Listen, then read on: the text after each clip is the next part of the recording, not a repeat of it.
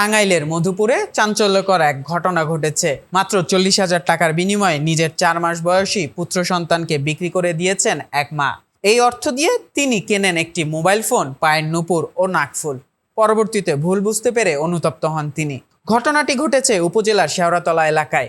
Police জানায়, বৃহস্পতিবার রাতে শিশুটির বাবা থানায় বিষয়টি জানালে অভিযান চালিয়ে পরদিন শুক্রবার শিশুটিকে উদ্ধার করা হয়।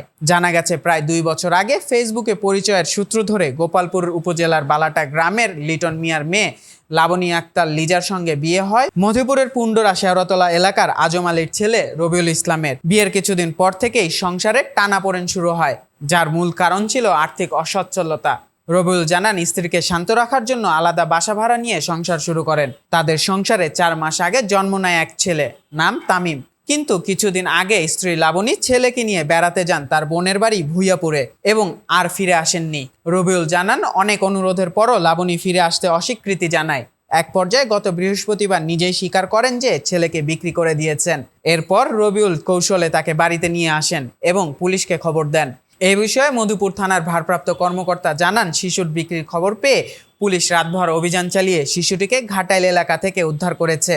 শিশুর মা লাবনী আক্তার ও ক্রেতা দম্পতিকে থানায় নিয়ে আসা হয়েছে। প্রাথমিকভাবে শিশুর মা ঘটনার সত্যতা স্বীকার করেছেন। লাবনী জানান, আমার মাথা ঠিক ছিল না। মনির নামে একজনের সহায়তায় 10 এপ্রিল ভুইয়াপুর এলাকার এক ব্যক্তির কাছে 40,000 টাকায় ছেলেকে বিক্রি করি।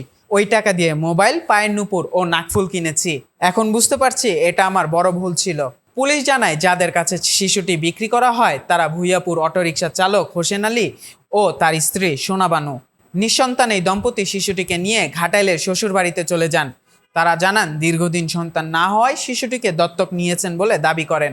ওসি ইমরানুল কবির আরও জানান, বিষয়টি খুবই সংবেদনশীল। শিশুটির পরিবার, স্থানীয় প্রশাসন এবং সংশ্লিষ্টদের সঙ্গে আলোচনা করে পরবর্তী আইনি ব্যবস্থা নেওয়া হবে।